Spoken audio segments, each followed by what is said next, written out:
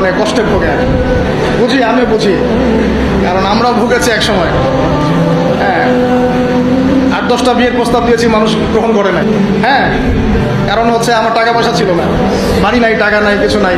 তোমার সাথে বিয়ে শাদী দিয়ে কী হবে, আমরা ভবিষ্যৎ খারাপ করবো নাকি? এখন লাইন ধরে করে কি করে এখন। ওই জন্য একদিন বলেছি আপনাদেরকে, মানুষের অবস্থানকেই আছে, এটা সত্য কথা। আপনার অবস্থান যদি এখন ভালো হয় না, দেখবেন আপনার পিছনে মেয়ের বাপের অভাব নাই। আর আপনার তো এখন চাকরি বাকরি নাই, জমি জমা নাই, হ্যাঁ, আপনার টাকা পয়সা কম, আপনি দৌড়ান মানুষের পিছনে, আপনাকে পাত্তা দিবে না। দুনিয়া খুব খারাপ, এই জন্য ভাই দুনিয়ার দাস হবেন না, আল্লাহর দাস হয়ে জানি। দুনিয়ার পিছনে ছোটেন না, আল্লাহ আপনাকে দুনিয়া পায়ের সামনে এনে দিবে ইনশাআল্লাহ।